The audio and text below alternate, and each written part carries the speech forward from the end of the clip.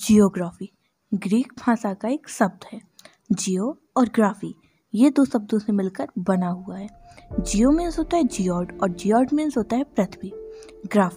Graphy means होता है to study means अध्ययन करना। तो पृथ्वी का अध्ययन करना ही जियोग्राफी कहलाता है।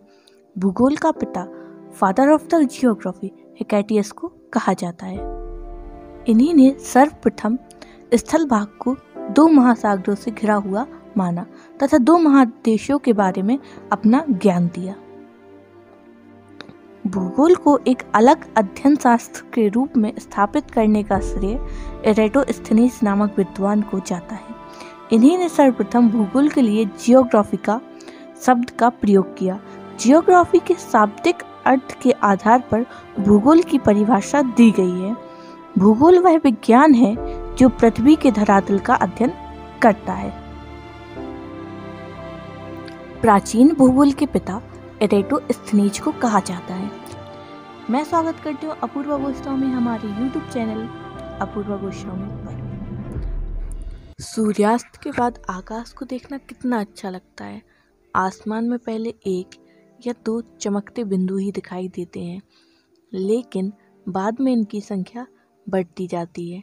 आप इनकी गणना नहीं कर सकते। संपूर्ण आकाश छोटी छोटी चमकदार वस्तुओं से भर जाता है, जिनमें से कुछ चमकीले होते हैं एवं कुछ धुंधले। ऐसा प्रतीत होता है मानो आकाश में हीरे जड़े हों।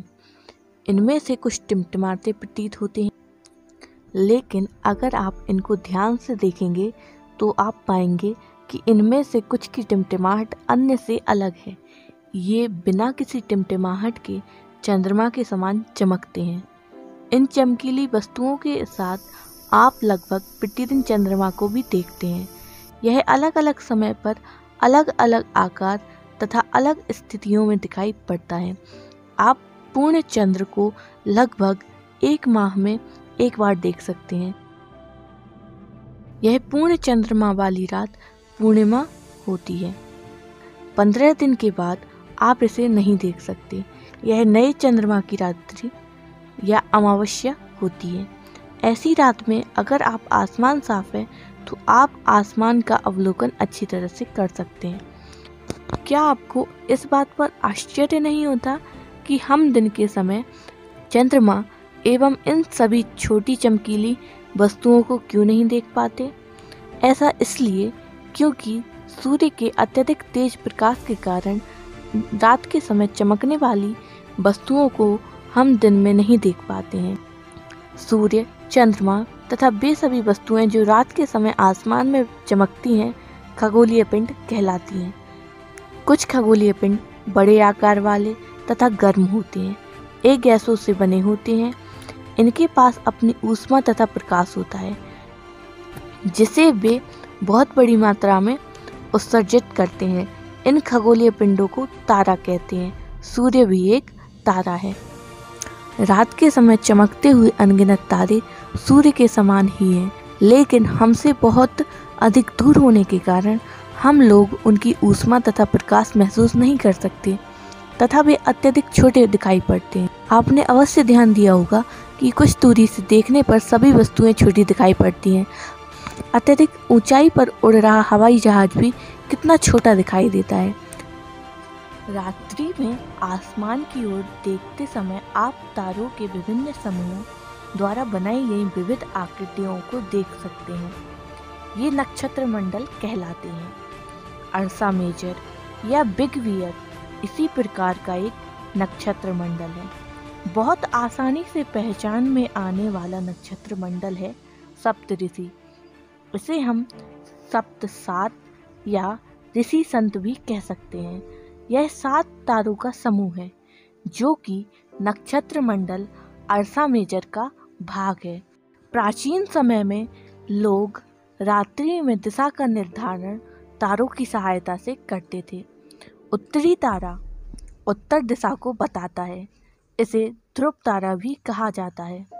यह आसमान में हमेशा एक ही स्थान पर रहता है।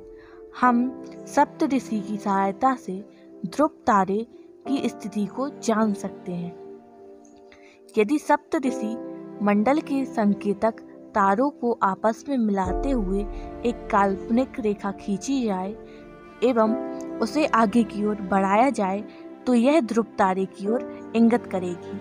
कुछ खगोलीय पिंडों में अपना प्रकाश एवं ऊष्मा नहीं होती, वे तारों के प्रकाश से प्रकाशित होते हैं।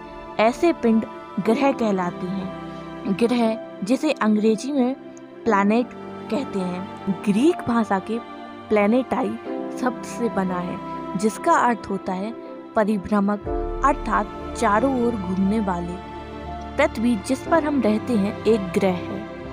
यह अपना संपूर्ण प्रकाश एवं ऊष्मा सूर्य से प्राप्त करती है, जो पृथ्वी के सबसे नजदीक का तारा है। पृथ्वी को बहुत अधिक दूरी से, जैसे चंद्रमा से देखने पर यह चंद्रमा की तरह चमकती हुई प्रतीत होगी। आसमान में दिखने वाला चंद्रमा एक उपग्रह है। यह हमारी पृथ्वी का सहचर्य है तथा इसके चारों ओर चक्कर लगाता है।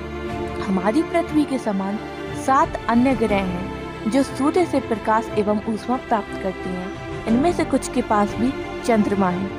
सौरमंडल, सूर्य, 8 ग्रह, उपग्रह तथा कुछ अन्य खगोलीय पिंड जैसे क्षुद्र ग्रह एवं उल्का पिंड मिलकर सौरमंडल का निर्माण करते हैं। उसे हम सौर परिवार का नाम देते हैं, जिसका मुखिया सूर्य है। सूर्य सौरमंडल के केंद्र में स्थित है। यह बहुत बड़ा है एवं अत्यधिक गर्म गैसों से बना है। इसका खिंचाव बल इससे सौरमंडल को बांधे रखता है। सूर्य सौरमंडल के लिए प्रकाश एवं ऊष्मा का एकमात्र स्रोत है, लेकिन हम इसकी अत्यधिक तेज ऊष्मा को महसूस नहीं करते, क्योंकि सबसे नजदीक का तारा होने के बावजूद यह हमसे बहुत दूर है। सूर्य पृथ्वी से लगभग 15 करोड़ किलोमीटर दूर है। ग्रह, आइए हम जानते हैं ग्रह क्या होता है। हमारे सौरमंडल में 8 ग्रह हैं। सूर्य से दूरी के अनुसार वे हैं बुध, शुक्र, पृथ्वी, मंगल, बृहस्पति, शनि, यूरेनस तथा नेपच्यून। सौरमंडल के सभी 8 ग्रह एक निश्चित पथ पर सूर्य का चक्कर लगाते हैं। ये रास्ते दीर्घवृत्ताकार में फैले हुए हैं। ये कक्षा कहलाते हैं। बुध सूर्य से सबसे नजदीक है। अपनी कक्षा में सूर्य के चारों ओर एक चक्कर लगाने में इसे 88 दिन लगते हैं। शुक्र को पृथ्वी का जुड़वा ग्रह माना जाता है, क्योंकि इसका आकार एवं आकृति लगभग पृथ्वी के ही समान है।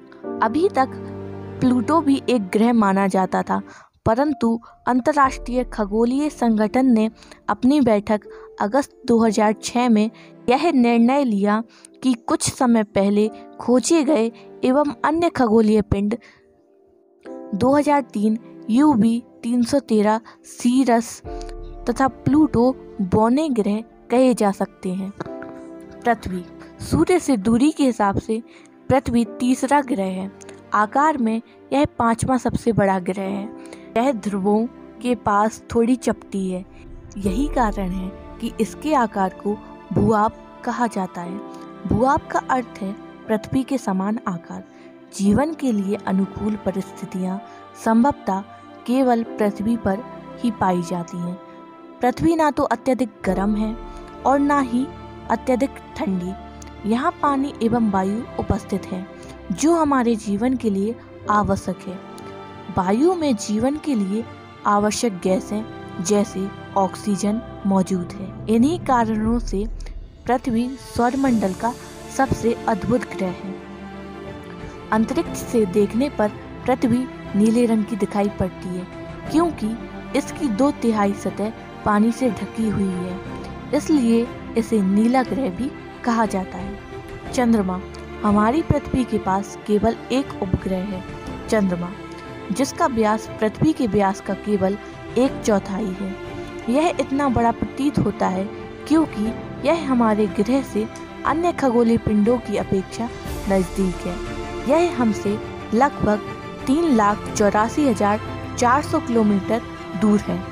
अब आप पृथ्वी से सूर्य एवं चंद्रमा की दूरियों की तुलना कर सकते हैं। चंद्रमा पृथ्वी का एक चक्कर लगभग 27 दिन में पूरा करता है। लगभग इतने ही समय में यह अपने अक्ष पर एक चक्कर को भी पूरा करता है। इसके परिणाम स्वरूप पृथ्वी से हमें चंद्रमा का केवल एक ही भाग दिखाई पड़ता है। चंद्रमा की परिस्थितियाँ जीवन के लिए अनुकूल नहीं है। इसकी सतह पर पर्वत, मैदान एवं गड्ढे हैं जो चंद्रमा की सतह पर छाया बनाते हैं। पूर्णिमा के दिन चंद्रमा पर इनकी छाया को देखा जा सकता है। क्षुद्र ग्रह, तारों, ग्रहों एवं उपग्रहों के अतिरिक्त संख्य छोटे पिंड भी सूर्य के चारों ओर चक्कर लगाते हैं। इन पिंडों को क्षुद्र ग्रह कहते हैं। ये मंगल एवं बृहस्पति की कक्षाओं के बीच पाए जाते हैं। वैज्ञानिकों के अनुसार क्षुद्र ग्रह के ही भाग होते हैं जो कि बहुत वर्ष पहले विस्फोट के बाद ग्रहों से टूटकर अलग हो गए। उल्कापिंड, सूर्य के चारों ओर चक्कर लगाने वाले पत्थरों के छोटे छोटे टुकड़ों को उल्कापिंड कहते हैं। कभी कभी ये उल्कापिंड पृथ्वी के इतने नज़दीक आ जाते हैं कि इनकी प्रवृत्ति पृथ्वी पर गिरने की होती है। इस प्रक्रिया के दौरान वायु के साथ घर्षण के कारण ये गर्म होकर जल जाते हैं। फलस्वरूप चमकदार प्रकाश उत्पन्न होता है। कभी कभी कोई उल्कापिंड पूरी तरह जले बिना पृथ्वी पर गिरती है, जिससे धरातल पर गड्ढे बन जाते हैं। आपने तारों वाले खुले आकाश में एक ओर से दूसरी ओर तक फैली सफ़ेद चौड़ी पट्टी की तरह एक चमकदार रास्ते को देखा है? यह लाखों तारों का समूह है। यह पट्टी आकाशगंगा मिल्की वे है। हमारा सौरमंडल इस आकाशगंगा का एक भाग है। प्राचीन भारत में इसकी कल्पना आकाश में प्रकाश की एक बहती नदी से की गई थी। इस प्रकार इसका नाम आकाशगंगा पड़ा।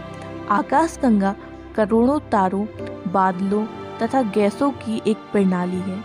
इस प्रकार की लाखों आकाशगंगाएं मिलकर ब्रह्मांड का निर्माण करती हैं। ब्रह्मांड की विशालता की कल्पना करना अत्यधिक कठिन है। वैज्ञानिक अभी भी इसके बारे में अधिक से अधिक जानकारी एकत्र करने में जुटे हैं। इसके आकार के संबंध में हमें कोई जानकारी नहीं है, लेकिन फिर भी हम जानते हैं कि हम सभी इसी ब्रह्मांड का हिस्सा हैं।